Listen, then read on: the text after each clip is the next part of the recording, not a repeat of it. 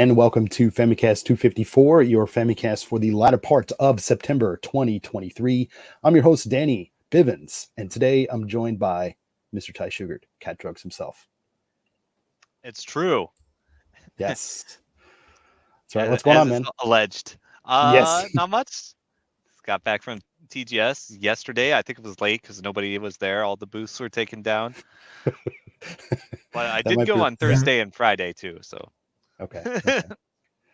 Well, speaking of TGS, we're also joined by Genki. How you doing, man?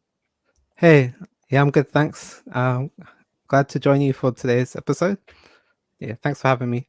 No, thanks for coming on, man. Like, it's always fun to have you on the show, and obviously, today's topic of discussion is pretty much all Tokyo Game Show, and that's what we're going to be talking about for the majority of the episode. Tons of games.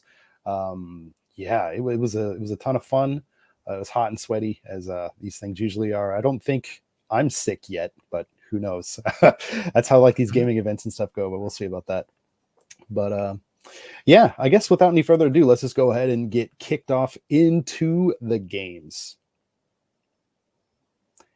And the first game I wanted to bring up today is something that, there are some points of contention with this game, and that is the Metal Gear Solid Master Collection Volume 1, which is coming out on the Switch, PS5, Xbox, all the systems, PC, and all that type of stuff. I got to try it out at the show on the Switch, actually. And yeah, I mean, I did, excuse me, I did do like a video with like, more in-depth like thoughts and stuff like that. But I did kind of want to get into it, with these other two guys on the show. Also, oh, geez, I forgot to even mention. Yeah, unfortunately, JC will not be able to make it today. But yeah, we'll just have to catch him next time.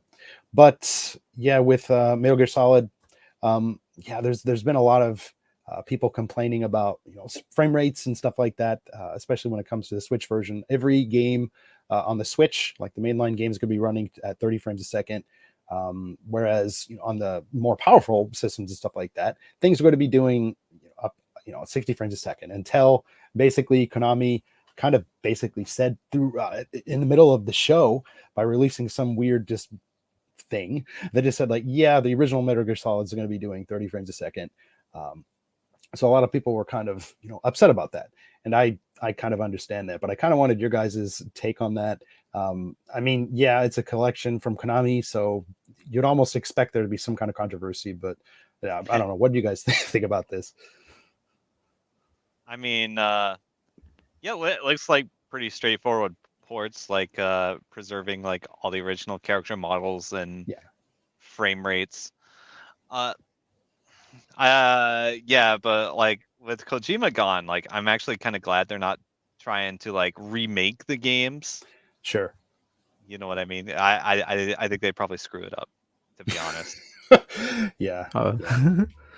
Yeah, and I mean, Metal Gear Solid 2 has been off of digital marketplaces for quite a while, if I remember, due to some like music copyright thing. Really? Okay. Something like that. Mm-hmm. So some real red tape kind of stuff. So it's good to be able to buy Metal Gear Solid 2 again. Yeah. Like, I know me personally, like I never owned Metal Gear Solid 1. I did buy 2, never came close to beating it. I had Twin Snakes on the GameCube, but yeah, there's a lot of stuff in this package that I really haven't had a chance to, kind of go through in like a deeper fashion or anything like that. And Genki, how about you, man? Like, are you big on the Metal Gears? Oh yeah, I also played Twin Snakes. Okay. And Metal Gear Solid 2 and 3. Yeah, and a bit of the 5 on when it came to like PS4. Yeah, that was cool. So yeah, I was looking forward to the collection. But yeah, I'm kind of sad they didn't put more effort into them, especially with like the frame rates, as you said. Yeah. One thing that we've talked about on the show before too, and it's not like we made up this whole this whole theory or anything like that, but sometimes when companies originally make a game, it's put at a certain frame rate for a reason, and whatever that thing tries to get kicked up higher, it really can screw up the game in some kind of unforeseeable way. And I'm wondering if that's maybe part of what was happening or something. I don't know. I would believe it because like programming games for PS2 is not that easy. Sure. Or With PlayStation, yeah, but specifically with with Metal Gear Solid 1, because like I said, now that's been confirmed to be 30 frames a second on everything, even Xbox Series X and PS5 and stuff. So it's kind of weird, and there's obviously probably never going to be some explanation like officially from Konami, because why the hell would they would they do that? But it was interesting. I think even with the wording with that, they said even with that's the target frame rate. And they did say that if there are a lot of effects and stuff like that going on screen, that it is possible that things could get screwed up and it might still kind of crap the bed or something. So right. By chance, did you guys play the Silent Hill collection they put out years ago? I have not. Oh no, I haven't played that. It was buggy and glitchy Oh, as really? fuck. It was No. it was a fucking mess.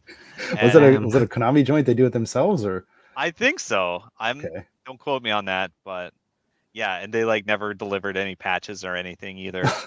Great. Oh damn. Wow. So Yeah. I mean, Metal Gear is a much bigger IP, so I would like to imagine they would be more careful with that sort of thing, but we'll see. Yeah. And just for the record too, I mean, I did actually get to play this collection at TGS. Konami had like a really, really awesome booth, actually, kind of based mainly around Metal Gear. That was like the biggest part of their booth. So much so, like, even Ty Ginky and I, we went through, they had like this kind of makeshift museum kind of like inside of the booth or whatever. And they had shown off lasers. Lasers. Oh, yeah, they had like the guards. Yeah, man, the security guards. Yeah. Like patrolling the top. Yeah. Yep. Even like in kind of like PlayStation 1 fashion, like animation style walk. Yeah. That was pretty cool. Like, what was that noise? Yeah. Like, yeah, that was awesome. So the presentation of their booth was absolutely fantastic. I do kind of wish they would have, taken some of that room and made more room for demos of the game. Oh yeah, more demo units. Yeah, there's only like 6, 7, or 8 demos of the Switch version, which were available on like these like beanbag chairs and tables and stuff. And then like the PC and PS5 versions, there's only like 8 of them. So yeah, lines. Rest in peace, Metal Gear tabletop fans. Yeah, yes, yeah. Lines fill up real fast there. That's for sure. But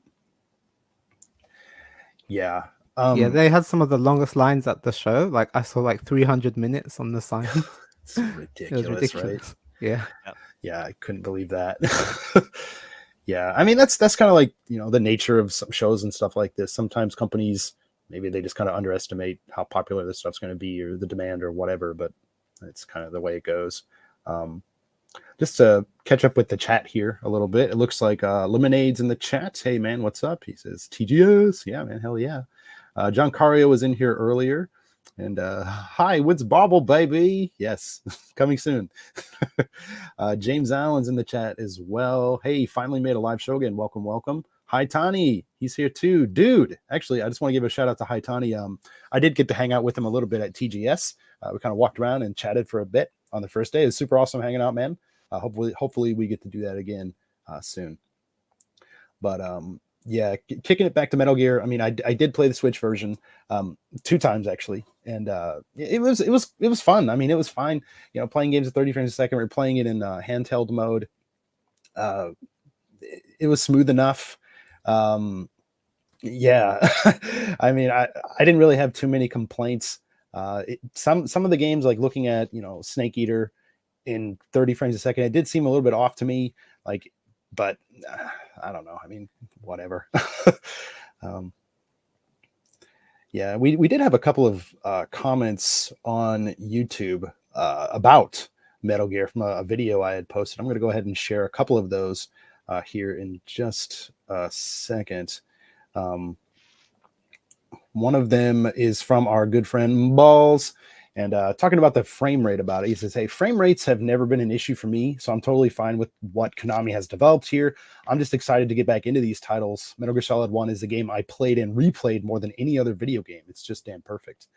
So, I mean, there are sentiments, out there like this, but, there are a lot of other comments in here too. People are really upset about this, but yeah, kind of is what it is, I guess.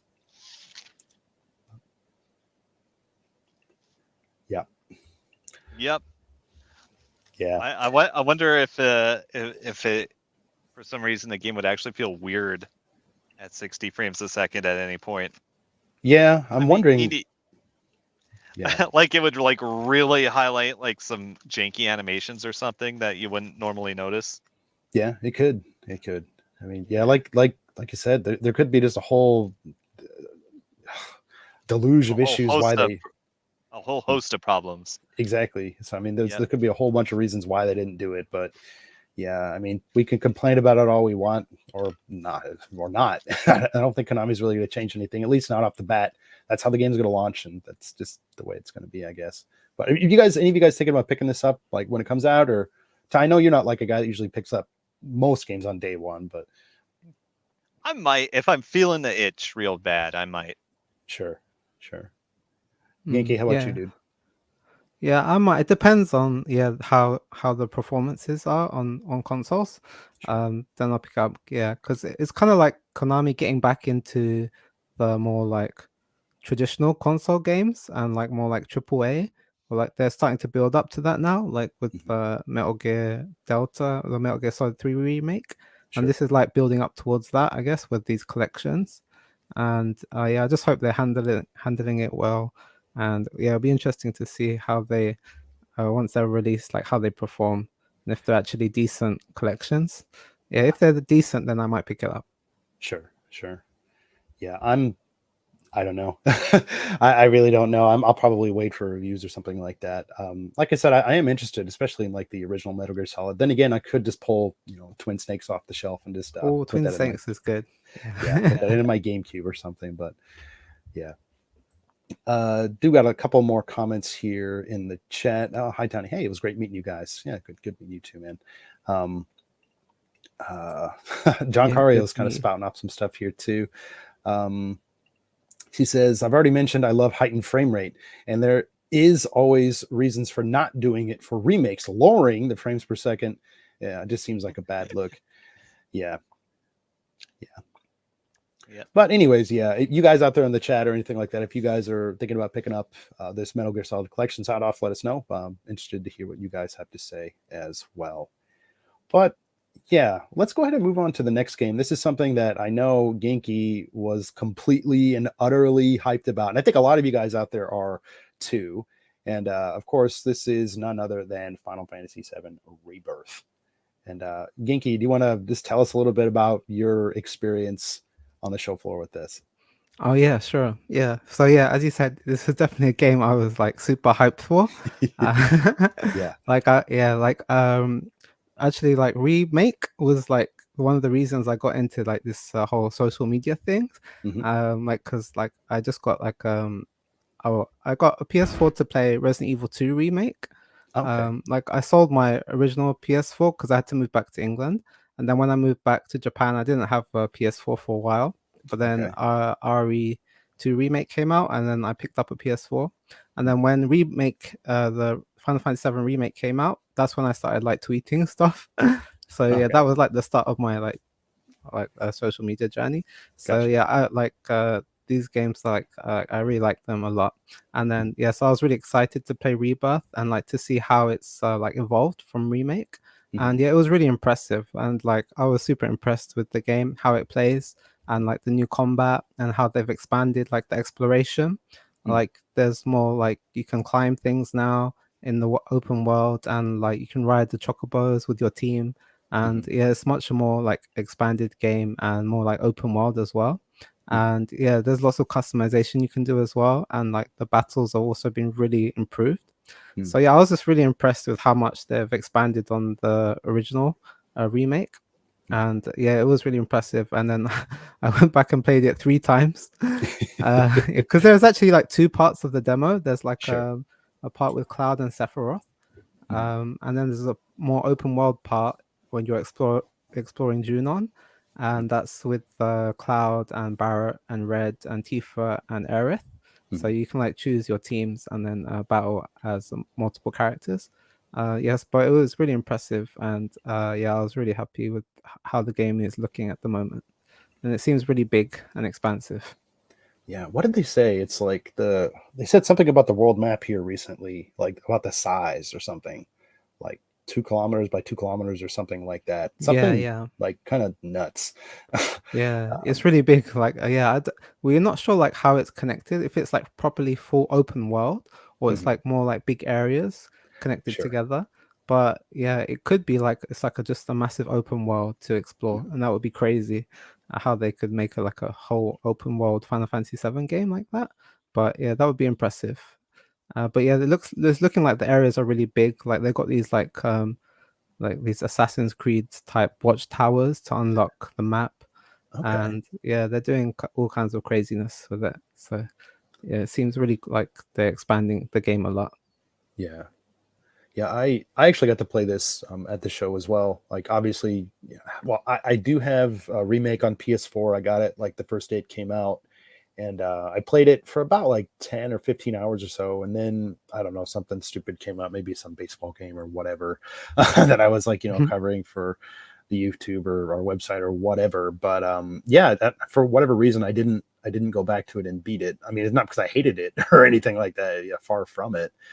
But yeah, I've always been meaning to kind of go back. But I swear, every time I'm playing it on my PS4, like my PS4 sounds like it's going to explode.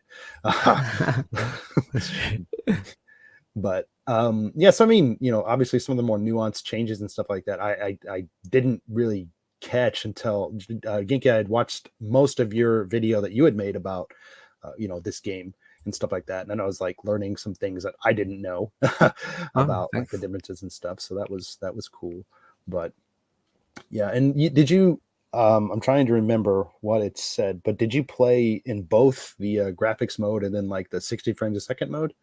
Yeah, I played in both. I think I played 2 times in performance mode, which Okay, is the 60 frames mode, and then once in graphics mode. okay, And yeah, I think the performance mode wasn't perfect. Yeah, I could tell it's still a bit this needs a bit more work, like sure. polishing. But the graphics mode looked really impressive, and like the models look really crisp and Hmm, clear, and it looked really good in graphics mode. cool. So yeah, I was quite impressed with how the both modes ran. Yeah, I only got to play it in the the really super high fidelity mode, and I kind of wished that I had wanted done like the 60 frames mode, but I Oh, mean, okay. whatever. It Which still looked. Go ahead. which portion did you play of the demo? I did the Sephiroth and Cloud one. Oh, okay, nice, nice. Yeah, then man, because it is quite a long demo too. Like, Yeah. yeah, it was. I know the Genki has probably tweeted about this and talked about this all over the place and stuff like that. But it was interesting how Square Enix had set up their booth because unlike Konami, I mean, yeah, Square did bring some really cool stuff like Final Fantasy related, a goddamn motorcycle and like all sorts of toys and like for collector's editions and like all sorts of stuff like that. But in terms of demos, I mean, there were literally like 100 demo stations just for this game, and it was pretty crazy. I mean, how they were cycling it out too. They just kind of waited until they had 100 people, and then they would let them in. You play for 30 minutes ish, and then they cycle in another 100 people. So yeah. But actually, Genki, I'm wondering because I mean, I know that you did go to the public day, and did you Hmm. check out like how long the lines were, like in terms of time for this demo, or Yeah, I did. I went by this demo, and I think they closed off the lines pretty quickly, and then they started handing out tickets, ah, so pretty instantly, and then the tickets ran out pretty fast. okay, So like okay, they'll give you like a ticket to come back at like 2 o'clock or like 1 o'clock, okay, and then yeah, then you could jump in the line and wait from then. Yeah, and then yeah, towards the end, pretty soon the tickets ran out. okay. Yeah, that's another story of big conventions and stuff like this. Tokyo Game Show, Gamescom, I'm pretty sure is the same type of way. I mean, there's only so much space that people can like stand around and wait in. So I mean, at least they were prepared to have some kind of ticket system or something like that. So that's kind of nice. But yeah, I don't know. I thought it was pretty efficient though, because I think when I popped in line, it's like, yep, this could be a 30-minute wait. I was like, okay. But then, when I saw why, it's like, okay, that's because they're literally letting in so many people. So that makes sense. But Yeah, I think it yeah, was one of the most efficient demos that I've been to at TGS because they had so many demo units, yeah, and yeah, they were just cycling in like 100 people at a time, as you said. So that yeah, was cool. That's how I could go back in the line and get to play it so many times. exactly. Yeah. Yeah, and back to the game, I do like how a lot of RPGs and stuff like that these days, they are kind of taking on more action elements and stuff like that. Not that I dislike menu based stuff, but I don't know, it just feels good to be able to have a little bit more direct control over what you're doing, and I appreciate that in this game, and in Remake, and also even last year's Crisis Core, where I mean, even with that one, I really had a good time with that, and it was great because, yeah, like I said, you just have more control over what you're doing. I feel so. Yeah, that's cool. Yeah, and then hopefully with the Switch 2, the remake series can come to Nintendo systems. Right. Yeah, that's what I'm hoping for, man. That's why I'm kind of not going back and playing Remake right now. I'm just like holding out hope. It's like, man, it's got to be coming to the next iteration of Yeah. Switch whenever the hell that comes out. But yeah, I think it definitely will come. Sure. Yeah, actually, I mean, Genki, you know a lot about like sales numbers and stuff like that. Did you ever see like how Crisis Core did, that remake from last year? Oh, okay. I don't know how well it did worldwide. I know in Okay. Japan it sold quite decently. Okay. Maybe like one physically, like 150 or like 200,000 units, maybe around that Okay. much. Okay. But they didn't release any like worldwide numbers for that. Okay. But I think it did okay. Okay. I see. Um, Hi, Tani. Signing up in the chat here too. The Final Fantasy VII Rebirth Collector's Edition with the big statue also comes with an art book. That's what I want, but I don't want to pay for the whole statue. Genki, Oh I no. know you're all about the 19 inches of Sephiroth. you got that thing pre-ordered, don't you? Yeah, I do. Don't tell my wife. Wow. Yeah. I mean, it's pretty damn ridiculous. And I think I did see that It's at ridiculous. Yeah, and because of like the yen is so weak, like the price has just gone up ridiculously. It's Yeah. like 50,000 yen or something for the whole thing. Yeah, and that's even more than the Final Fantasy 16 one, which was around 40,000 yen. Oof. So the prices have gone up. Even Yeah. though like the statue is really big though, because when you could see it in the TGS, they had it on display, and it Yeah. is really massive, but it's very, very pricey. Yeah. Did you get the Zack statue last year with Crisis Core? No, I didn't get that one. I just got the letter one. Yeah, Okay, so I got the same. it was that was quite cheap. Like it wasn't that much. It was like 16. I don't know. Yeah, Yeah, like 100 yen or something like that. yeah, 16,000 yen. 16,000 or whatever. I got that too, and yeah, it's cool. Yeah, it is kind of crappy that some of these collector's editions and stuff like that don't make it outside of Japan. Is that the case with this Rebirth one too? Oh no, this one is available worldwide. Yeah. Okay. I think it's like $350. Okay. In the US. Gotcha. Yeah. Yeah. So I guess, again, hi Tony, he's interested in that. And Lemonade says, speaking of gaming events, actually PAX Australia is next week. Good luck, man. Hope you don't have to wait in too many lines. Hope we get to play some cool games over there too, man. Yeah. Yeah. Ty, I mean, I know you're a grizzled gamer and stuff like that, but and I know that you're a fan of like Final Fantasy VI, like Super Nintendo Final Fantasies, but like 7 just didn't ever do it for you. Not really. I just played through it once, and I don't know. I don't have like the super fond memories everybody else does. Sure. Fair enough. Okay. Okay. And Metal Mike in the chat, hey, yo, gentlemen, where's JC? Still wandering the TGS floor? Yes, actually, we couldn't get him back from TGS. He's just still at the Makuhari Mesa. He's just kind of wandering around. He had a GoPro, right? And he was just, like, filming stuff. He's still recording. Still going around filming stuff. Yes. No, JC could not make it today, but hopefully he'll be back with us soon. But so yeah, I mean, I'm interested in this game. I mean, obviously, barrier of entry is a little bit high for me because I don't have a PS5. But Genki, this is a day one for you, though, right? Yeah, absolutely. Day one. That's probably my most anticipated game for next year. So, yeah. Cool. Alrighty, cool. Well, that's enough talk on Final Fantasy VII Rebirth. Let's go ahead and move on to a little bit of Tekken 8. Yay! And Ty, could you tell us a little bit about your experience at the show with old Tekken 8? Tekken 8 is a hit fighting game where you punch the other guy until they die. Cool. I didn't know that. Yeah, it's fun. Yeah, I mean, there's a lot of Tekken 8 info out there already. They've already had like closed betas, which I did not get a code for. I'm still mad. But yeah, like if you play Tekken, you generally know what you're in for. There's a new gauge. It does stuff. It's not like super different or anything. Sure. It is flashier though. They've hammed up some of the characters a bit. Yeah. I think. My main guy Lee is still not in it. Okay. So when I played with Genki, like I tried out Brian and King. Okay. It was fun. I like King. Okay. Oh yeah, you're doing some pretty cool grab moves. Yeah. That's pretty cool. Yeah, but you know, I don't know the funny juggle combos on King yet. And and I tried Brian too. Like I was trying, like, oh, does it do his Tekken 5 combo still work? No, not really. It did hit Genki with the rolling death cradle. Are you guys familiar with this move? I am not. No. All right, it's like it's like the funny troll move where it's like a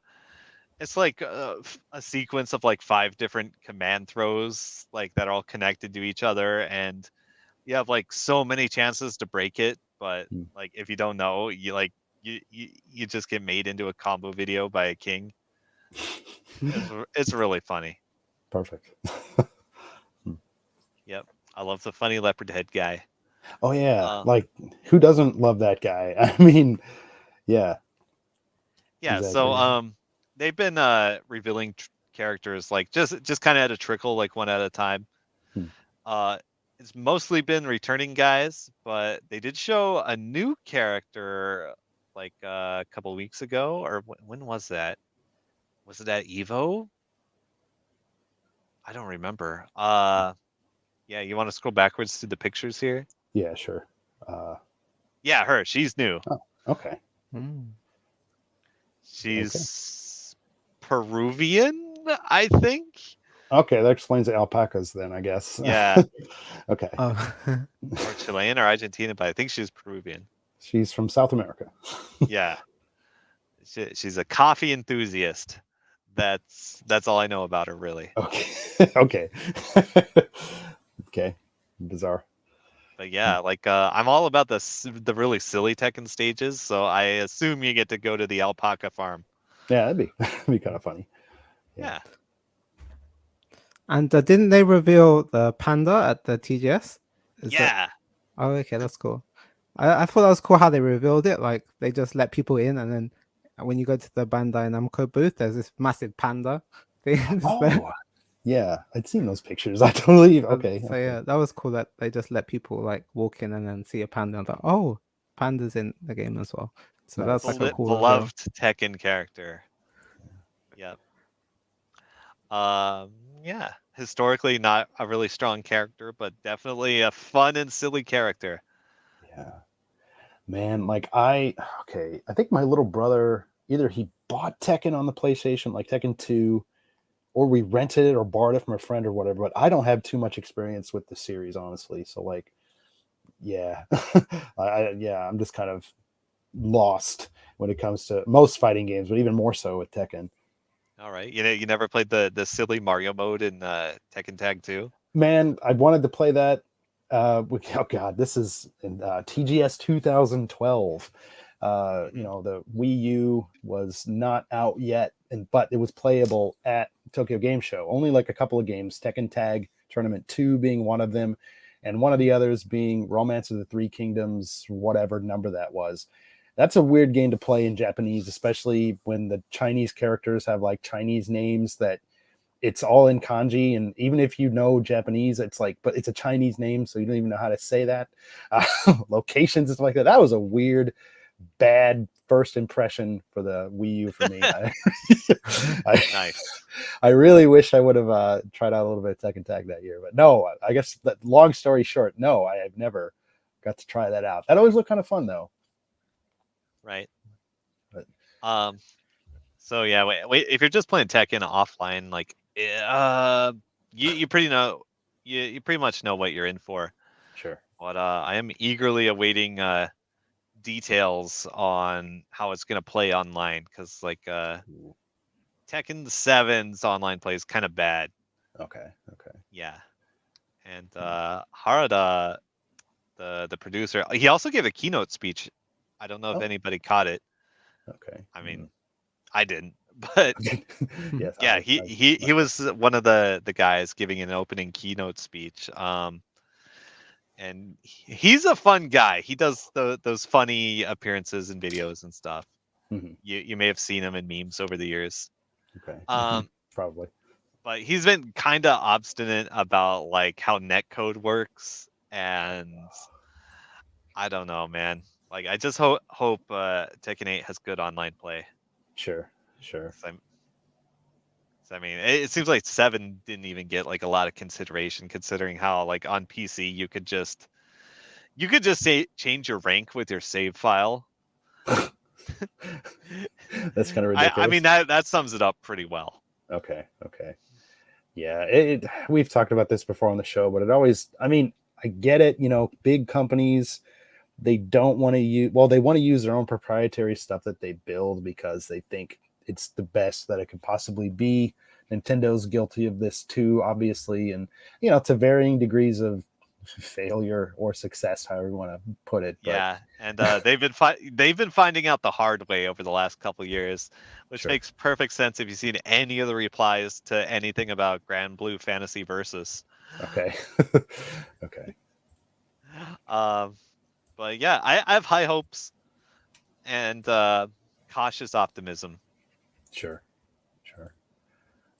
But I guess getting Ginky, you kind of mentioned this just a little bit, and then John Cario kind of followed it up a little bit too. But I mean, you and Ty did get to play together at the show, didn't you? Yeah, that was cool. I could see how much of a pro Ty is. Thank you. I'm just a beginner. I think I played like my first Tekken was Tekken Tag on the PS2. Nice. Right. Okay. Yeah, that was the PS2 launch game, I think. Yeah, something like that, right? Yeah, and I used to like it back then. But since then, I haven't played that much. Maybe I played a bit of the PS3 one, but I haven't played obviously it for a while. But yeah, it was really cool. I was like really impressed by the graphics and the new animations. And then Ty was very good. So yeah, I think he won all the matches quite easily. Well, like Ginky, you also mentioned to me too, like they gave you the options for like fight sticks or controllers. Like, did this have the fight sticks just laying around or something, or what? Yeah, it had like both sets hooked up on every station, so you could just grab whichever one you like. Okay. Yeah, you could choose. Okay. Well, how many stations were there like actually in there for the game? There were a lot actually. Like, it was zero Quite a wait lot. time when we were there. Nice. Yeah. Wow. Maybe On the like press day. Yeah. 20 or 30. Oh damn. Maybe okay. like 20 or something like that. Yeah. Shit. Yeah. Yeah. Meanwhile, Street Fighter 6, which is already out, had like an hour plus wait time to play like the new character coming out. God, yeah. Oh, I did. Okay, they had a new character. Okay, Yeah. that's something. I mean, I did notice too, like, getting back to the Square Enix booth, there was a oh my god, they had a demo, a floor demo for Dragon Quest Monsters 3, which just had a demo get released on like Switch and like right after the Nintendo Direct like 2 weeks ago. So like it made me wonder, like, why are they even like taking up the floor space for this? I mean, I get it, especially on the public days, little kids come in or something like, Dad, I want to play that. But I don't know, it just seems kind of silly to me. But yeah. Okay, but is there a release date for this yet, Ty, or is it just still kind of up in the I air? don't remember. I think Let me it's Google that real quick. January 26th. Okay, Yeah, that's it. That's right. gotcha. Cool. All right, cool. Well, you guys have anything else to say about good old Tekken 8? No, I would like to get my favorite character Lee back in. I don't know if that's gonna happen, but we'll see. Okay. I don't know what can be done about that. I don't know who you need to talk to. Genki probably knows, so he'll get someone on the horn. Maybe I should just play King. Yeah, exactly. King's cool. All right. Yes. Well, before we move on to the next game, I wanted to take just a little bit of a break here to talk about a podcast group that we're a part of. We're part of something called the Tokyo Beat Podcast Network, and we kind of basically like promote each other and stuff like that in our shows. So I'm going to run a little bit of a clip for one of the other shows on the network here in just a second. So hold on a second, and here we go. Spaceships, magic swords, intergalactic empires, dead gods, and creatures from beyond the moon. What mad universe could contain all these fantastic visions? What Mad Universe is a bi-weekly podcast Delving into the misty origins of sci-fi and fantasy, pop culture and genre tropes. Take a cosmic trip on What Mad Universe podcast, now on the Tokyo Beat Podcast Network. And just a little bit of bookkeeping here on our end as well. Now playing at Famicast.com, lots of stuff going up on the website. Obviously, a lot of stuff from TGS that you might have missed out on. So we're going to tell you guys all about it here briefly. And so, yeah, I mean, Genki and I were writing a lot of stuff on the website, for Tokyo Game Show. We have a nice handy hub page here as well that you can check out if you missed out on anything that went up over the past weekend and all that type of stuff. There's a lot of cool like photo booths and stuff, or photo galleries and stuff like that as well. Genki took tons of photos. I took quite a few myself, so you guys can see those. You can take a look at the floor map if you want to kind of like see how things were laid out. For the Famicast YouTube, actually, James had put together a really nice up to 4K video with all the sights and sounds of Tokyo Game Show, including a couple booth babe shots, or companion shots, if you will. And Genki, I saw that you just put up a video about that too, man. Oh yeah, I just put up a video, just walking around the floor. Yeah, cool. But yeah, and several different bits of impressions about specific games. I'm even linking up some Genki stuff here as well. Oh, thanks. No worries, man. But check that out. And then, there's other news and stuff like that going on as well here in Japan. Like just as of yesterday, there's a Kirby collaboration with the convenience store here. You can get some food and stuff and like all that type of stuff. But Tetris 99 collabo with Xenoblade Chronicles 3 is coming up this week. Game Boy Advance Kirby's coming out this week on Nintendo Switch Online. Lots of stuff like that. So if you don't have your fix of like Japanese for Japan related Nintendo stuff, check out Famicast.com. We got lots of stuff up there that you can check out. Or if you missed out on a bunch of TGS stuff, you can check that stuff out there too. All this and more at Famicast.com. But getting back into some Tokyo Game Show talk, there was another kind of big game from level 5 at the show that it was on my list to play. I didn't really know too much about it other than checking out like a trailer or whatever that they had at the Nintendo Direct earlier in the year.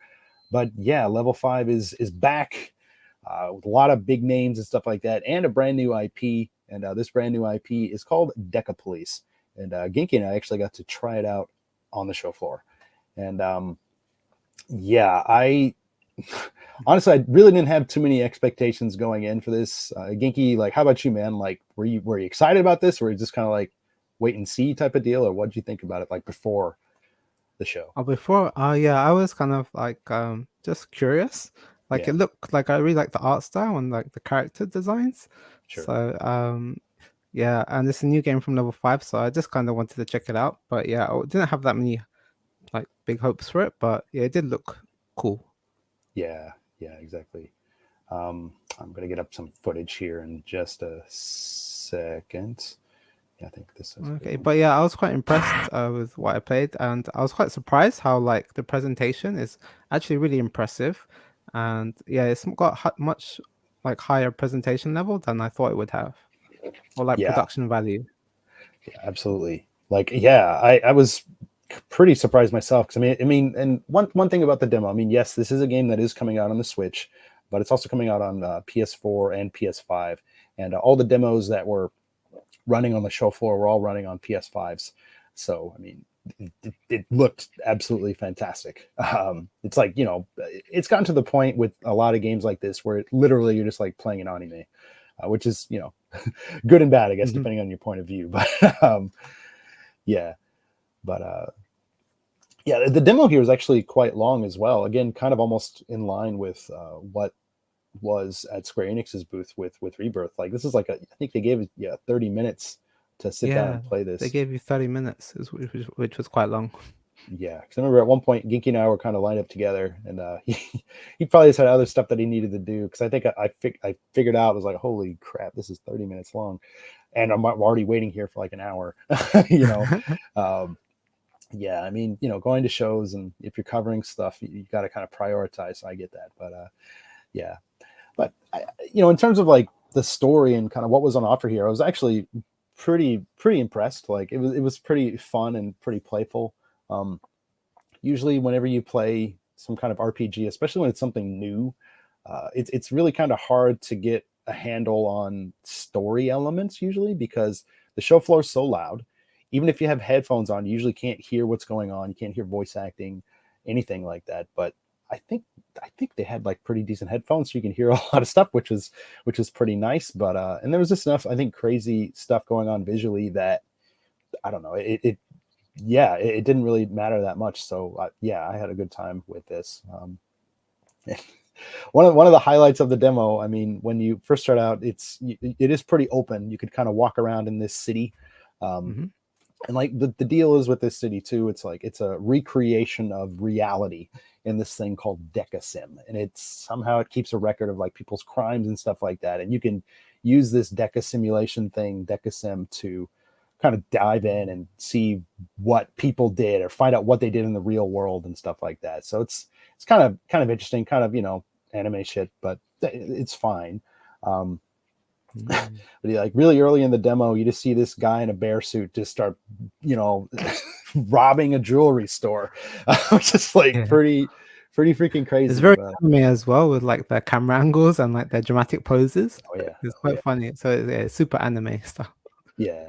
So that was funny, and it really stood out because, like I said, I really didn't know what to expect going in. So yeah, I did walk away surprised, at least with story elements and stuff like that. Yeah, in terms of like the battle system and stuff, Genki, what did you think about that? Oh yeah, the battle system. Yeah, I thought it was quite like unique. I wasn't expecting it. I thought it would just be like a turn-based system, but like they have like this ATB gauge which fills up, and you have like maybe 8 or like, so you have quite a lot of ATB points that you have to wait to fill up, and then you can use different abilities like that and attacks. And then during that time, you can also run around the battlefield and like pick up drops. There's like these like gems that you could pick up, and you can also like evade the enemy's attacks. Like if they're shooting you, you can run out to the side and evade them. So I thought it was quite like like a unique like battle style, and yeah, I thought it was quite good. Yeah, I think I'm right there with you. I mean, it was cool. Sometimes I was thinking like, man, I wish this was just purely action based. I would have I would have liked it a little bit more. Yeah, there is a lot of waiting around sometimes. Yeah, there is. So I mean, it is what it is. yeah, so I did more or less like enjoy the battle system. One other part of it too, and I think I know that you talked about this somewhere. Maybe it was a tweet or something like that. But they do have another system where they have like this case board where you're looking for clues around like the crime scene. You talk to a variety of different people, and then you basically put everything together and try to figure out like who solved this crime or like who's connected to this crime and how they're connected. And it's pretty in depth. And yes, I mean, if you're watching the video version, you can see kind of what it is. You have like pictures of people, you put them on like a board and you kind of match them up with items and other people and stuff like that. And then after a certain point, it basically, you kind of cycle through this stuff, and then it basically says like, yes, all of your connections are correct. Maybe, and then like there's another like area where it's like you have to like there's another cycling of like text and shit like this. But yeah, basically then you figure out who it is, and then they'll probably want to fight you, which is exactly what happened in the demo. But yeah, I thought that was a pretty interesting thing to add into the game. I mean, it really did feel kind of like you know quasi detective work, which is kind of cool. Mm-hmm. Yeah, I was impressed with that, like yeah, the crime board thing. But I wasn't very good at it because like I was like always getting it wrong. Like you have to fill them all in, and then it tells you like, oh, which ones are right or which ones are wrong, and then you fill them all in again. And like I was just repeating that to try and get because I wasn't so good at solving the crime. Sure. But maybe I think Japanese didn't help as well. Sure. Well, to be fair, I was like looking. I mean, because the booth was actually quite small. Because like I said, there's only 8 units, and the line was pretty close to the demos, the demo units and stuff like that. So it's like by the time I got to actually play the thing, I felt like okay, I already know what to do because I'm just sitting there, kind of spacing out, looking at somebody play and stuff like that. And yeah, what else are you gonna do? I guess, but yeah, I mean, with the language and stuff like that too, there are some tricky things and.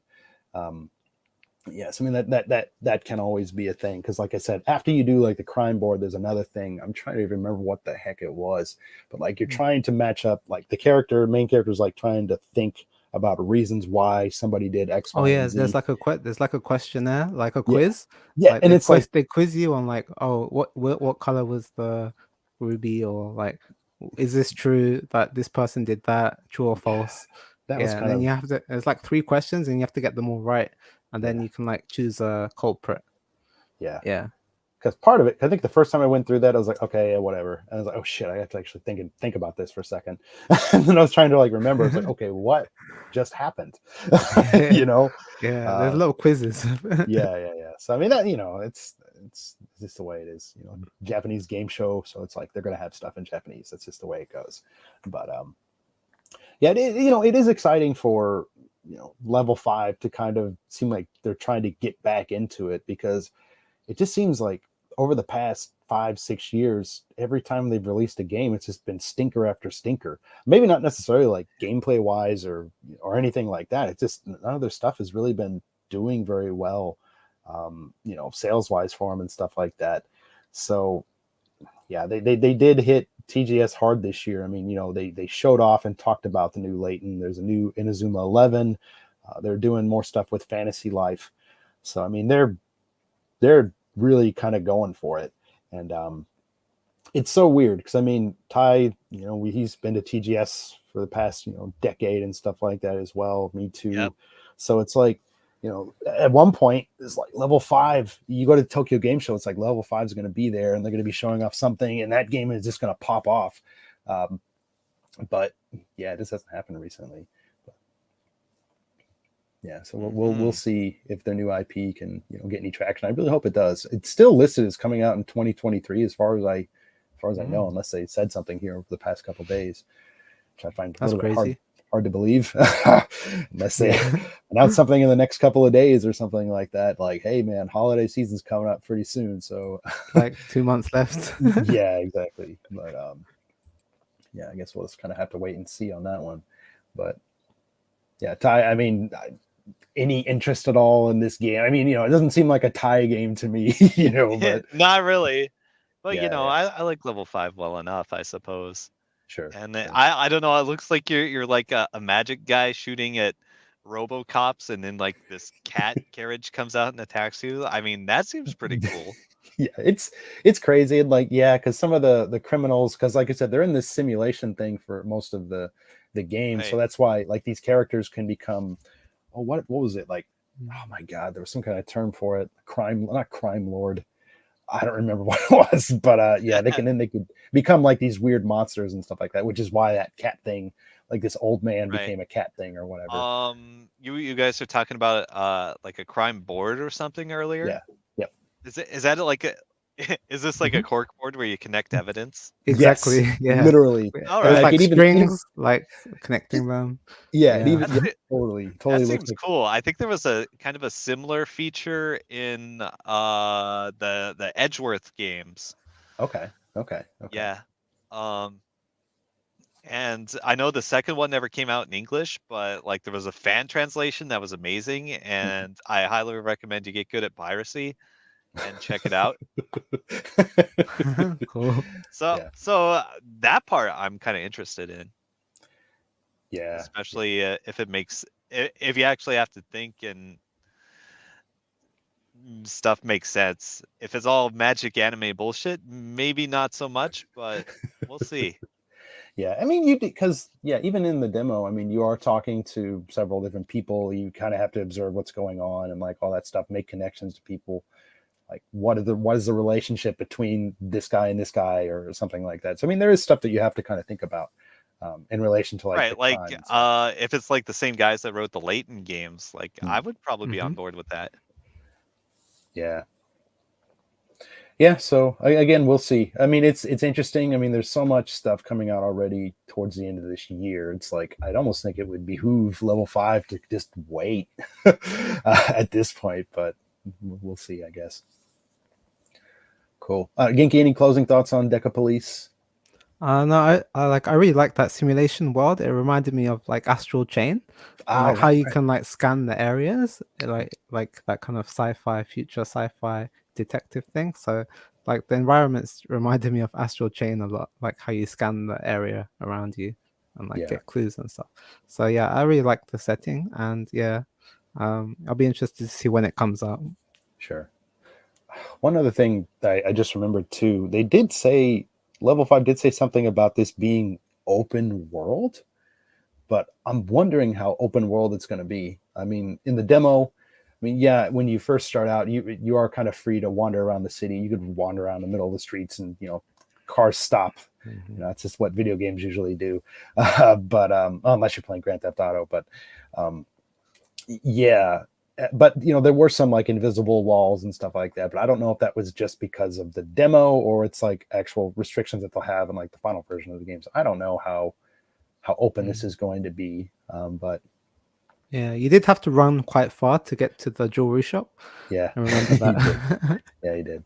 But I think I think they that was kind of like intentional. They wanted to kind of give you a better look at the city and like it. Yeah, like I said, the game was running like fantastic on PS5. Looked great, really colorful, like this night futuristic, city, really awesome. So cool. All right. Well, that should be enough talk about Decapolice. Let's move on to what would be James's favorite series, Sonic, next. Sonic. So yeah, the upcoming Sonic game, Sonic Superstars, was at Tokyo Game Show. I got to try it out. Ty obviously was first in line. No, he wasn't. Maybe. No. But Genki actually got to try it out as well. And I mean, Genki, like last year, obviously, like you and I, man, we both played Sonic Frontiers, and I enjoyed the demo. I did buy the final version I received the game as a present from Santa Claus last year, aka my wife, and Nice. but I didn't get to play as much as I should have. But you dug that game last year, right, man? Yeah, I really liked it. I don't know. It was like, I really felt it like it's quite addictive. Like the gameplay, like loop, it was like just going around this open world, dashing around the Sonic and collecting these like kind of useless items, but it was fun. Yeah.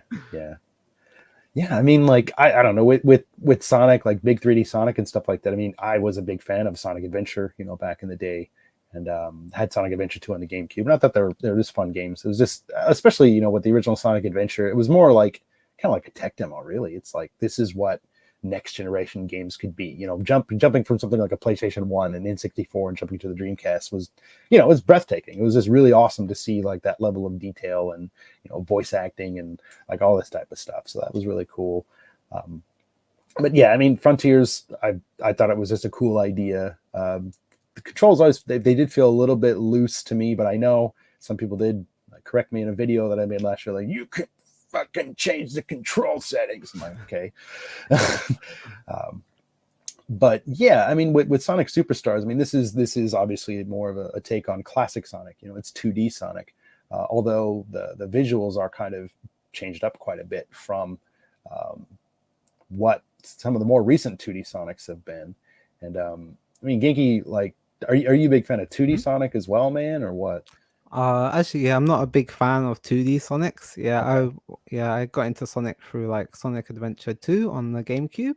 Oh, okay, So nice. that's like I really love that game.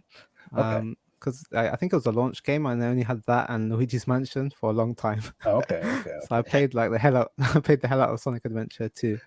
Nice. And like catching all the Charles and stuff like that. So yeah, I'm a more of a 3D Sonic fan, and the 2D ones I was never great at, and yeah, I always like struggled like with them. Sure.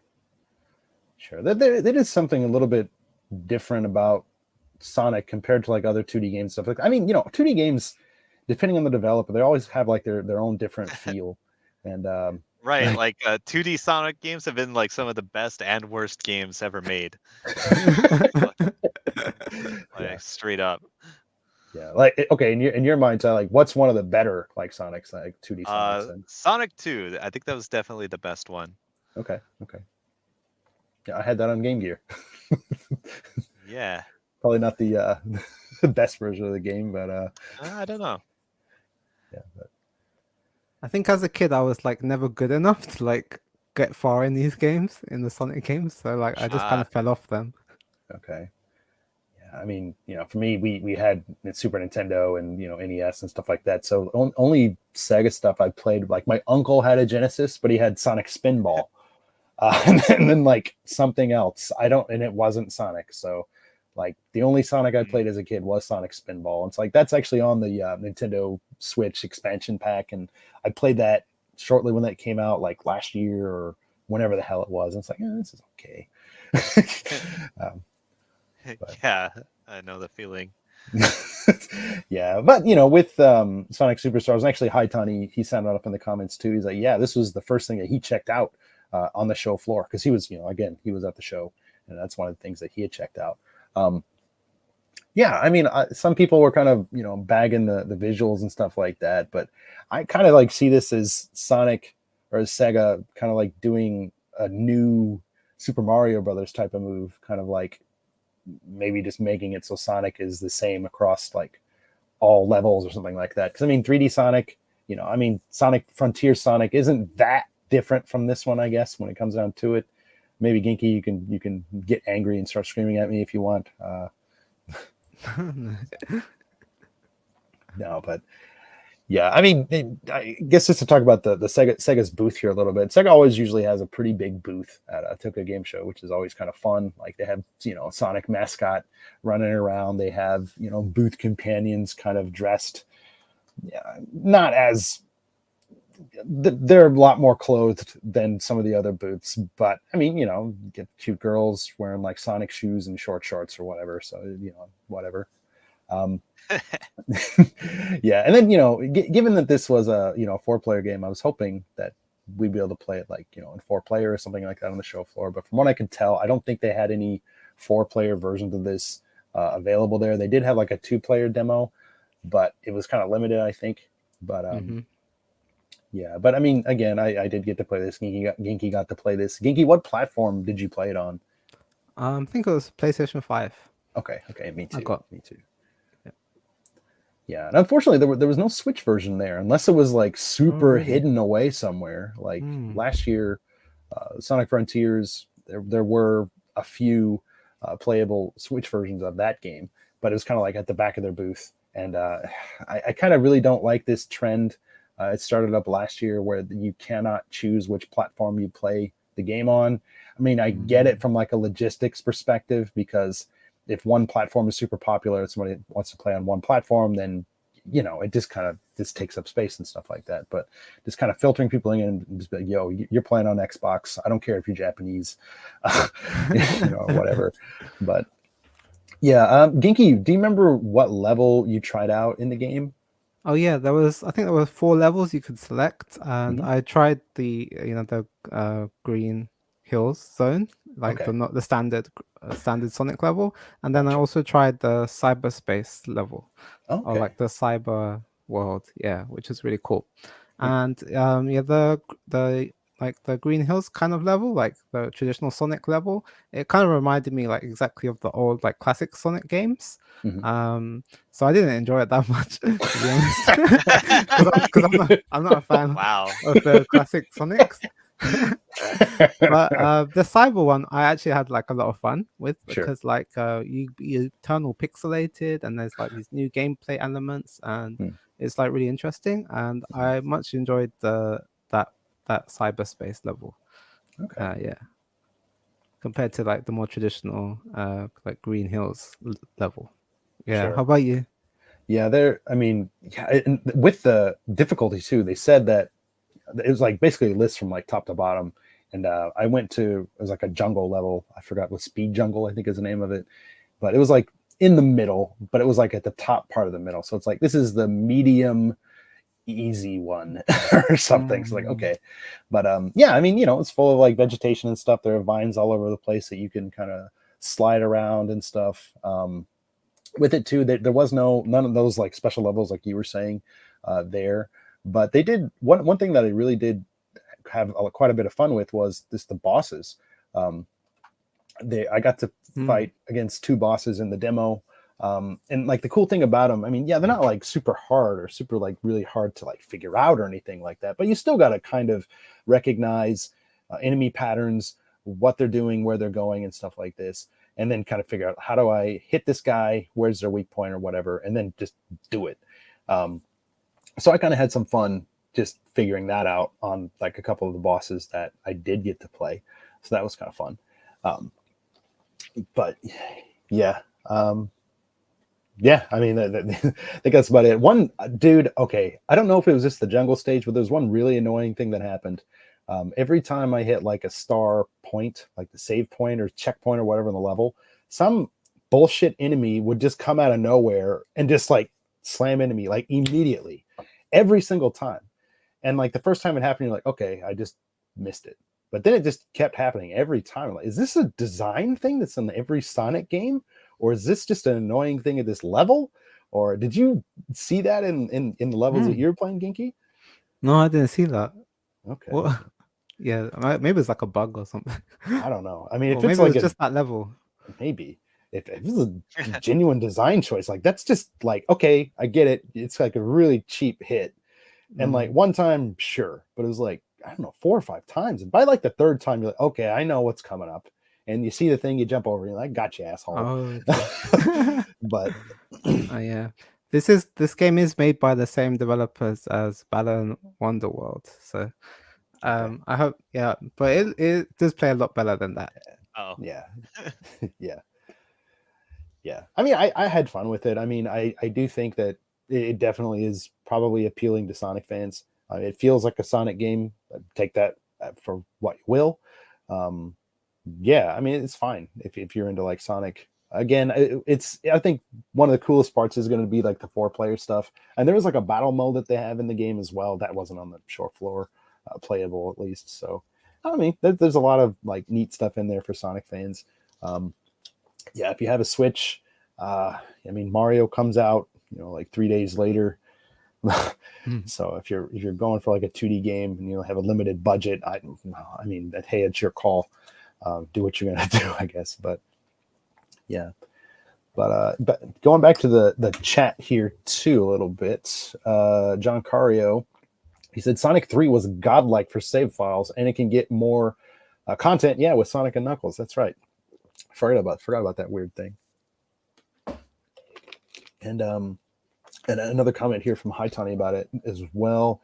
He says when you hit up in Sonic Superstars, Sonic will look up and his mouth gets all small.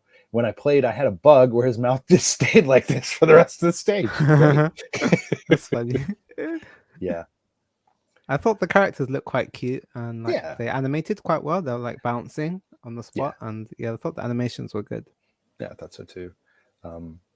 Yeah, initially I was kind of thinking like, okay, this isn't like a visually like taxing game or something like that. So I just kind of assumed like it should be fine on the Switch. But then I don't know, reading YouTube comments, sometimes that's not a good idea. People are like, man, they didn't show the Switch version. That means it must be an absolute, trash pile. I mean, maybe.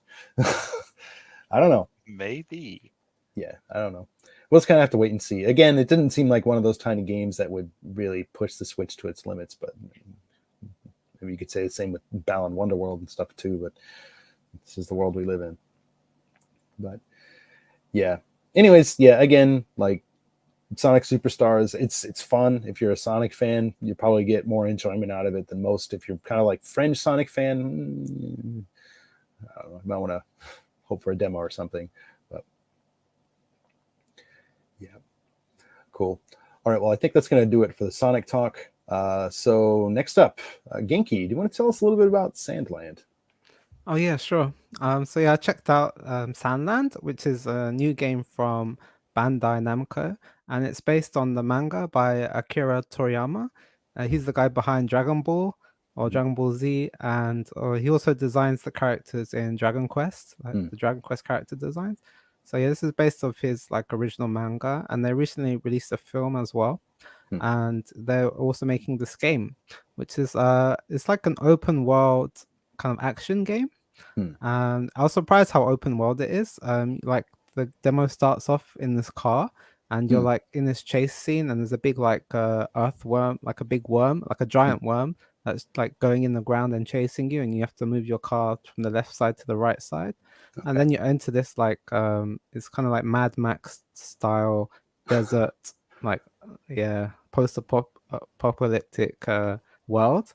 And you have a car and you can just drive around the world, and then you jump out and then you beat up some bandits or some dinosaurs. So yeah, it's like a really interesting game. Yeah. I thought it was quite funny. And like you can just boost in your car as well, and you can just drive around freely in this open world. So I thought that was cool. And then like you go to like these checkpoints or the waypoints on your map. So I thought it was like a cool, like quite a fun game. I was really impressed with the art style and like how they are making it look like a manga.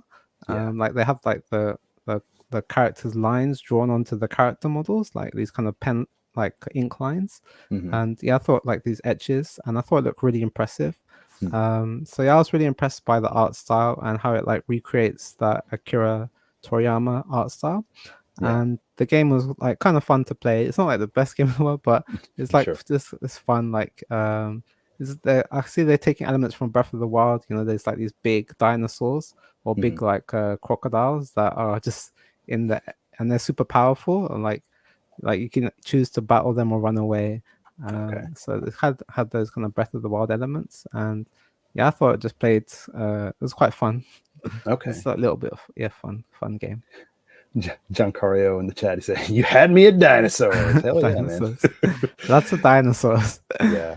Yeah, you just jump out and mash square, and he does his like anime action game style combos, and you can do specials, and and then you hop back in your car and then drive away. Yeah, wild. Yeah, because the movie, it just came out in Japan over the summer, like right before or right around like when summer break started up, like in early to mid August or whatever. And I must have just totally missed that this was a game until like TGS was like, oh, there's a game, cool.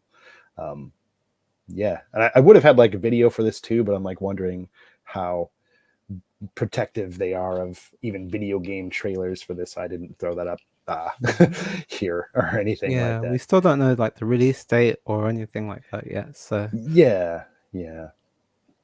But it's interesting, and they had a really cool booth too. Well, at least like they did have like what was it, a tank or something like that, and the main character or something like right out there. Yeah, they had like a giant tank. Yeah. You couldn't play it as the tank, but I imagine like when the trailers they showed later on, you get the tank and then you can drive around in the tank and shoot stuff. So Okay. that also looks quite fun. Okay. Yeah, I mean, Akira Toriyama's style is just so iconic, and if you just see it, you just know it's like, okay, I know this. And like, I thought it was interesting because I was checking out their website yesterday, and I noticed that like some of their main villain characters looked. It's like, oh my god, that's like the demon guys that are in like Dragon Quest and stuff like that, like exactly the same down to like the facial hair almost. It's like, okay, but I mean, yeah, this definitely predates when he was working with Square Enix. Well, no, okay, no, it doesn't. But I don't know. Okay, I don't now. I have no idea what I'm saying. But Oh yeah, no, that's just his art style. Like all his characters look the same. Like Sure. they could be in the same universe, like Dragon Ball, Dragon Quest, Yeah, and good this one is Sunland. So yeah, all the characters. Yeah, like there's a guy that looks like Mr. Satan, like from Dragon Ball. I was nice. like, yeah, because they're all like basically Dragon Ball characters. Yeah. Oh my god, Mr. Satan, Hercule. Yeah, It's just Hercule. so obnoxious and great. I love that character. Yeah. Yeah. So Cool. yeah, I think if you like Akira Toriyama art style and you just want a bit of fun and like drive around this like Mad Max style open world, then yeah, it's like a fun anime game. I think the movie is coming to the West too. Maybe like this holiday season. I saw that somewhere. I don't remember where, but yeah, whatever. Don't quote me on that. Yeah, I know they showed it at like the Anime Expo in LA or in America like Okay. earlier this year. Okay. Yeah, so I think it'll probably come out like a wider release in Okay. America as well. Okay. Gotcha. Cool. Well, I mean, that's coming to like Xbox, Series S, Series X, PlayStation 5. Is it not coming to Xbox One and PlayStation 4? I don't remember seeing those labels, but it is coming to the more powerful hardware, not coming to Switch. But yeah, it's we'll see how it goes. Maybe Switch 2 will get it. Yeah. Cool, man. Well, thanks for filling us in on that, because I really had no idea what was going on with that game. So that's cool. Yeah, if you want to beat up some dinosaurs, go for it. Yeah, man. Again, John Cario, you had me at dinosaurs. So yeah. Well, that's pretty much it for like the big games that we did play at the show. Maybe we'll take a couple more minutes here just to talk about any other smaller things that we might have played. And actually, there's one thing I wanted to bring up that Ty and I both played, and Ginky was there when we started playing it as well. Like first, I mean, I did play a Macross like shooting game. It was fun, really fun. I made those two play it, and they played it. Thank you. But if you guys, if listening, if you guys want to know more about that, there are written impressions on the site. There's also a video that I made that you can check out. But Ty, what the hell was that game that we were playing, man? I mean, because I looked it up later, and I mean, okay, what is the name of this crazy thing? Triggerheart Excelica. Okay, there it is. And it's a now quite old bullet hell game with like, I don't know, cyborg anime girls or something, and it has this unique little gameplay gimmick where you can anchor to enemies. And like you can use them to target your shots, but what you can do after you anchor long enough, you can spin them around yeah, like a wrecking ball. And dude, it's nuts. Yeah, it's so fun. It came out on like Xbox 360 and PS3 like Jesus, like 15 years ago. Yeah. Dude, it came out on Dreamcast in like 2006. Yeah, like I was gonna say it's even older than that.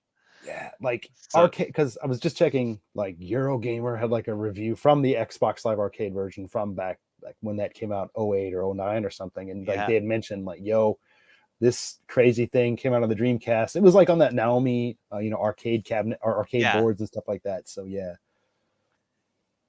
like John Cario says, he had it on 360. Anyway, it is coming to Switch, and this game is sick. Actually, it's awesome. Yeah, like I had no idea like what to do. Oh, John Cario sucks at it. Really? Come on, man. I wasn't even that bad. it is not easy. Like, well, I mean, it's kind of easy to go through like the first couple stages, Yeah, But then like when you have to figure out how anchoring works, then it gets tough. But sure. it's fun. Yeah. It's such just a weird mechanic to even have in a shooting, like a top down shooter like that too. So like just when I was first just watching Ty play, I was thinking like, what is going on?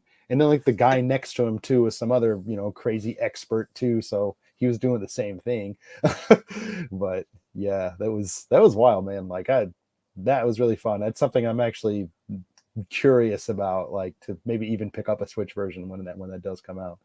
Yeah, I it kind of inspired me to start playing it again. Maybe I'll boot it up, or maybe I'll wait till it comes out on Switch and then talk about it at length. Yeah, yeah. But yeah, That okay. game's sick. Again, what's the name? Trigger Heart? No. Yes, Trigger Heart Excelica. There, okay, got it right. Trigger Heart Excelica. Check it out. Yeah, just briefly, is there anything else that you guys wanted to talk about? Okay. Okay, Rushing Beat X. Okay. Oh, right. Yeah, okay, so Rushing Beat is like a forgettable beat 'em up game that was on like year one Super Nintendo. Was like published by Jalico or some shit. Okay. And Gross. yeah. And I'm sure like 5 people remember it, and I am one of them. Anyway, after fucking 30 plus years, they're like, hey, let's make a new one. So City Connection is putting this out. I don't know if they're developing it or publishing it, but they publish like a lot of I guess arcade style. It don't like they're like the exact company I would expect to put out like Trigger Heart Excelica, right? They put out the newest Death Smiles release, and as you know, I'm a Death Smiles fan. I always have the official arcade stick up in the background. Of course, one does. So anyway, I got to play Rushing Beat for a pretty long time. Cool. I think I saw a logo. I don't know if they've actually announced the platforms yet, but I'm pretty sure like I saw Xbox, PlayStation, Switch somewhere in the booth. Okay. So I played it. It feels janky in a good kind of way.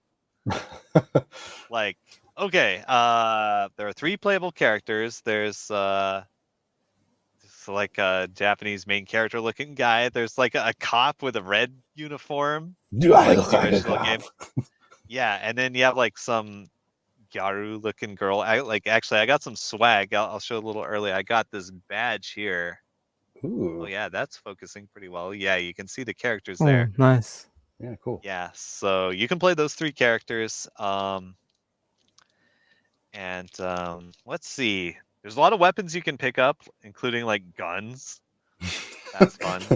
You have your normal strings. I noticed you can jump, like do a jump attack, and then like cancel it into another jump to like kind of double jump and set up some weird combos. Okay. And like you could do it out of certain other situations. Like this one boss enemy kept trying to grab me, and like I could escape the grab and then double jump out of the recovery. So like there's a lot of little funny things like that like I want to play with. And the game is very silly. They actually had English in the demo. Oh, nice. And it was really bad. even better. Yeah, even better. It's great. Like the first boss you fight it's like a maid, but she also has a gun. Of course. I'm like, okay, this is cool. And then like the second boss is like a robot. It comes through a wall, and his first line is just a solid screen full of A's. So he's like just comes through like ah. So in conclusion, best game ever. Perfect. Wow. Okay. Right? Silly beat 'em ups are back. Let's go. Let's Yeah. get it. There it is. Cool. Yeah, there was, obviously again, there was a huge indie section at the show, and just tons of stuff. Like actually, we did run into, who was it? Was it with, maybe it was with Ty to change. Oh my god. We ran into Will, aka Push Dust In. Yeah, it's kind of how he was, showing off his new like PSVR version of his game. at the show. I got busy with other stuff and I couldn't go back and play it like a dick 2 years in a row. I got the water bottle right here. Oh yeah, I got that Using in it. here. Nice. Yeah. Yeah, cool. Yeah. I've got all my swag set up so I can Nice. show it off when the time comes. Yeah. Well, I mean, yeah. If actually, Ty, if you want to start showing off some of yours, I mean, we'll do that briefly, and then we'll move into some anime trash here. But yeah, obviously we do have Like I got a swag. poster too, and I haven't opened it up yet, so I think now would be the perfect time. Yeah, go for it. Nice. Yes, the poster for the Push Dust in game, or so I've been told. Oh, okay. Oh, it's packed in here real tight. All right, let's go. Wow, this is a big poster. It's heavy duty. All right, let's go. Let's slowly unravel it. What's happening? There it is. Ruins Magus. Magus. Yeah. Or Magus. Magus? Magus. Magus. All right. Yeah. Nice poster. Yeah. Yep. Hmm. All right. I like the art. Yeah, it's beautiful. All right. I also got the business card. It's got the same art on there. It's very nice. Yeah. Because I know, man, he's been like working hard, like just promoting the hell out of that game and like getting it like on PlayStation for PSVR 2 and stuff like that. So, congratulations to him for getting everything, going with that. That's awesome. So Yes. yeah, I have a couple of different things. Genki, I think he might have this thing too, but at the the Sega booth, they were handing out like masks after you played the game, and I got like a okay. Tails mask. You got Tails. Okay. I was just Nice. gonna like start the show with this, but I completely forgot about it until like, right now. But yeah, there's that, and then like Hey, I said, Tails. it's me, I'm Tails. Hey guys, it's Tails. Chris Pratt version. No, but then I got 2 Metal Gear identical Oh, t-shirts. awesome. But I mean, it's cool. They're cool t-shirts. NGS1.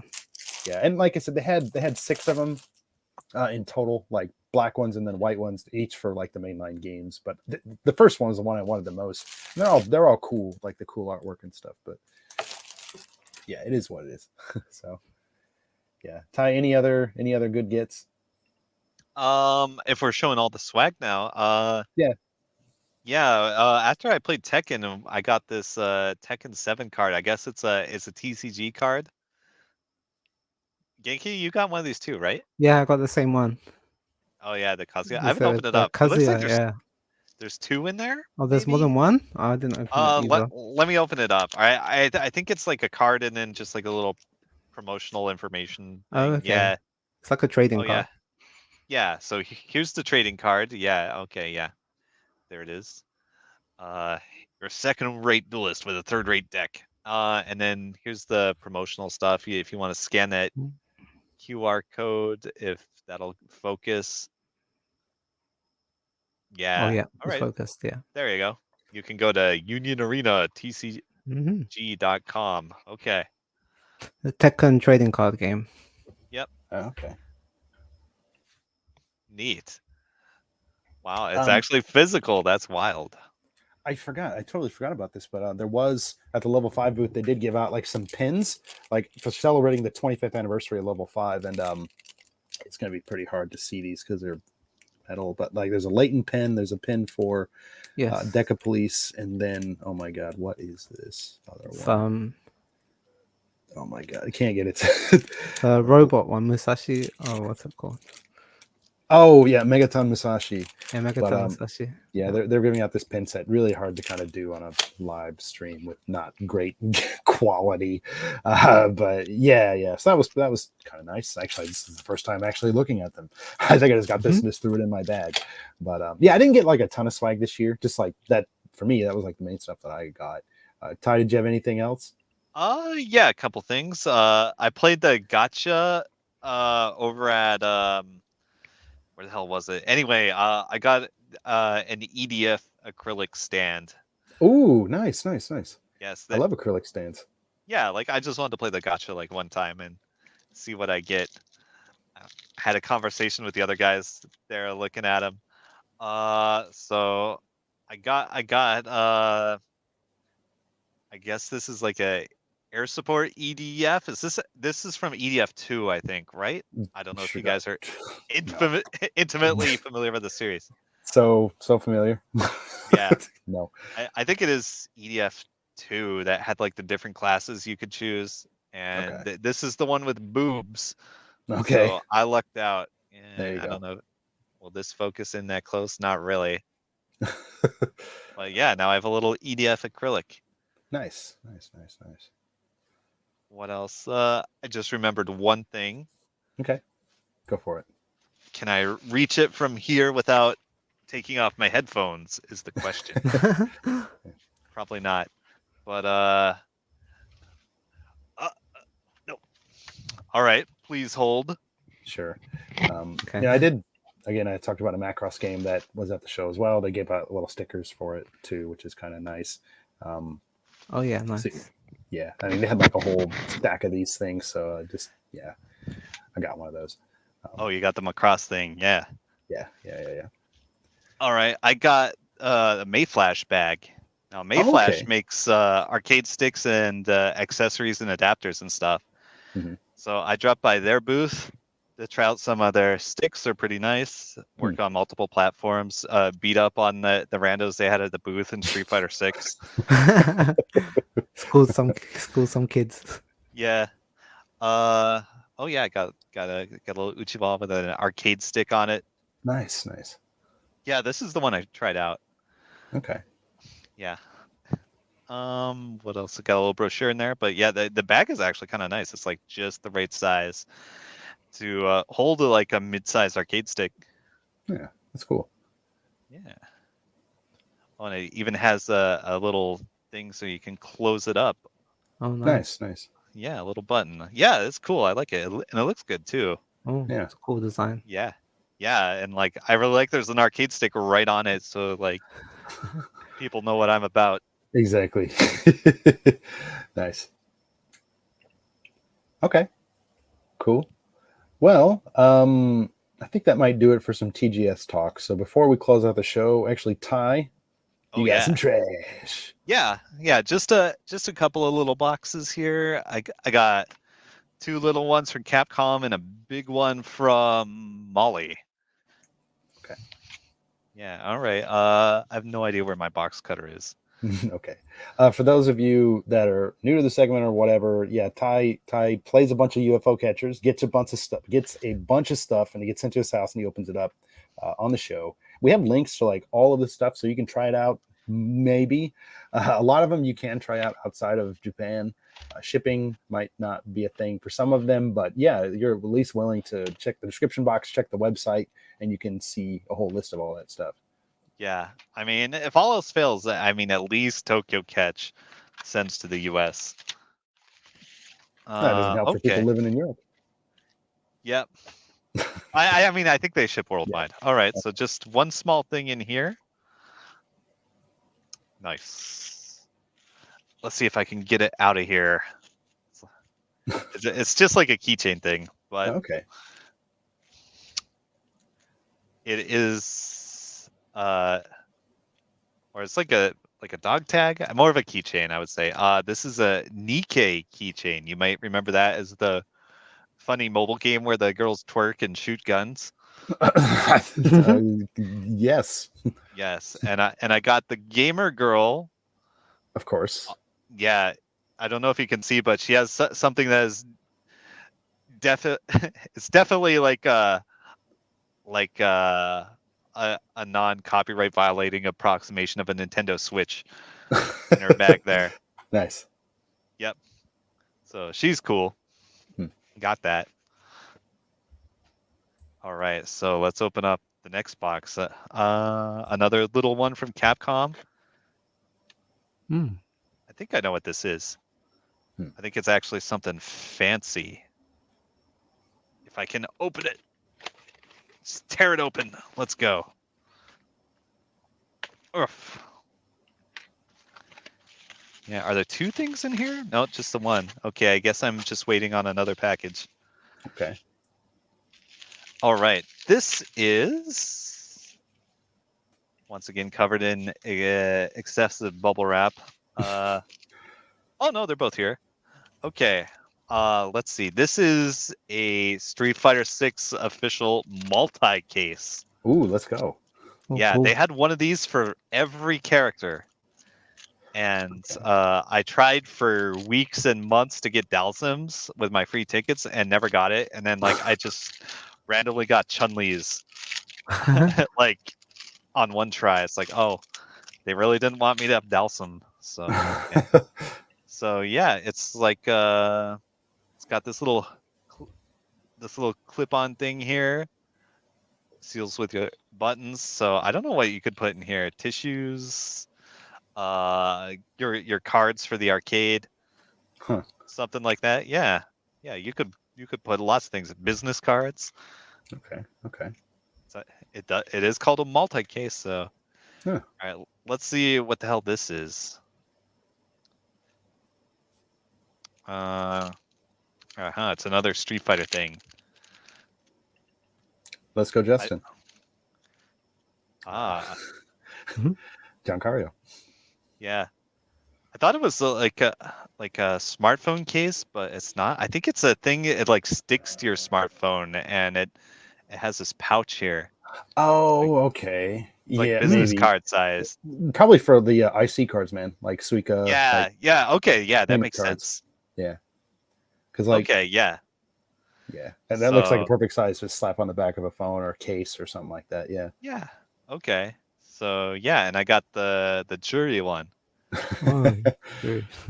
Yeah. Yeah. Did you see the jury cosplayer at TGS? Oh no, I missed that. I might have missed Perfect likeness. it. Too. Oh, I need to check those cosplayers. Yeah. God. For real. Yeah. The show Genki- was right? so big, I couldn't find like where the cosplayers were gathered. Oh, okay. Okay, Yeah. There's just way too many people.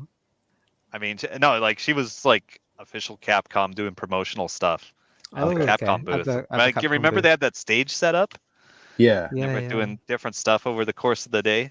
Right. Oh my God. While you're opening Yeah. this, I did see they had chainsaw guy, burlap sack guy on the stage, and you can go up there with like a shotgun and like block the chainsaw. Like you Nice. just line up to do it. I Rules saw of it, like, nature. saw at the end of like the first day, and I was like, man, like Chainsaw I couldn't line up. It wouldn't let me. Yeah. All right, so let's see. What do we got here from Malia Online? They give you a free ticket if you ship 3 things at once. So I've shipped 3 things at once. First, and possibly most important, I got the funny hamster. Nice. Mhm. Nice. This Cute. is Hamtaro's friend. I think in the English version, his name is Snoozer. Hamtaro. Yeah, it's a Hamtaro. Nice. He has a name. George. Somebody told me once, and I totally forgot. Okay. Okay, but I love the funny hamster. No, He looks so cute. Yeah, that's great. I love him. Cute. All right. So that was free, Okay. and I got Oh, a creeper creeper. mini Backpack. backpack. Yeah, That's definitely like like a little kid Creeper. sized or let's something. say, yeah, that is a backpack for a small child or a big person that wants to have a very small backpack. Yeah, like it feels like this thing is like totally stuffed. So like, how much can I put in here? Like virtually nothing. It's like a coin pouch right here. Like I can't even Oh fit my my gosh. whole hand inside. So Yep. that's all. Yeah, that thing looks. Yeah, it didn't look like. It was Oh, very- a free silica gel. There you go. Make sure you eat that. Put that in your coffee. Yeah, I could put an IC card in here. Yeah, that's about it. Yep, that's cute though. Yeah. All right. And one more thing, I'm very excited to get this. This is, as you can see, it's some kind of controller, Mhm. but it's not a real controller. It's definitely a kid's toy. Okay. All right. This is a 2-in-1 memory game. Oh, so it's Mm. like Simon. Yeah, Kind it's Simon, and I think there's like a music game you can play with it. Okay. So yes, definitely like a baby toy. But I have to wonder if it's like if it has like the same PCB in it that does that reacts when you put in the Konami code. Have you guys seen that? No. Holy shit, John Cario. Mad Cat. Mad Cats. Okay. So there's a controller. It's basically a baby toy that they have in the US, and it has like the 4 buttons, A, B, C, D, and the control pad and stuff. And it lights up, it makes noise. But if you put in the Konami code on it, it like goes crazy, and then also announces that you win. Wow. Okay. I wonder if just the person, whoever was designing, is like, yeah, some dad's gonna try this, so I got to do it. Absolutely. Like, Yeah. I saw. I think I've seen it on sale on Wario64 on Twitter putting it up a few times. Okay. Yeah. So I'm gonna test this out later and see if it has like the same PCB in it. Nice. Maybe I should gut this and put in like my extra Brooks board. Yeah. Take it to a fighting game tournament. Well, hi Tony. Hey, it's baby's first gaming equipment, and it's not made by Nintendo. Yeah. Nintendo Switch. Who makes this? I don't think there even is a brand on this. Holy shit. I do not see a company name on this. Wow. Okay. Yeah, there is no company name on here. Oh my god. Okay. Peanuts Club. All right, Peanuts Club. This is the Peanuts Club controller. Yes, perfect. They're coming on up in the world, man. You thought Mad Cats was great. You just wait Mad for Peanuts, Cats, baby. Watch out, Right. hurry. Yeah, watch out. Yeah. Yep. Look out. Get fucked, me, Flash. Yeah. Holy shit. Okay, so that's my anime trash for today. If I had a fourth box, I misplaced it. Okay. I mean, your room is your room, so I mean, it's definitely possible that something is just hiding. No, somewhere. I think that's everything. Okay. Yep. Okay, cool. Well, let's go ahead and move on. And actually, that is going to do it for the show today. Like I said, we did catch up with a little bit of feedback from you guys, like kind of throughout the show. Next week, or not next week, but the next time we come back, we'll get into maybe a little bit more of that stuff. But to close out the show, we're just going to go ahead and give you guys our social media handles so that you guys can follow us there if you like. If you want to follow me, you can follow me at DannyBiv on Twitter and Blue Sky, and that's DANNYBIV. You should be able to find me on both of those places. Ty, where can people find you? Same deal. Catch me on Twitter or Blue Sky. Same name, Super Cat Drugs. Cool. Yep. And of course, very huge, big thank you for Genki, to Genki for coming on the show today, and also just for being kick-ass, helping out with, coverage of Tokyo Game Show. Yeah, man, like I really appreciate like the help and like all that type of stuff. Like you I don't know. It's like, I feel that we really killed it this year, and I think you played a big part in that. And I thank you for that, dude. Oh no, yeah, thanks for having me, and yeah, thanks for having me on the show today as well. Yeah, it was really fun, and yeah, Tokyo Game Show was awesome, and yeah, really fun to hang out with you guys. So yeah, thanks for letting me join your team for a bit. Yeah, it was really fun. Yeah, thanks. Yeah, and where can people find you at, Genki? I mean, I think they already know, but just in case. Oh yeah, sure. You can find me mainly on Twitter. On Twitter at Genki_JPN. That's at GENKI_JPN.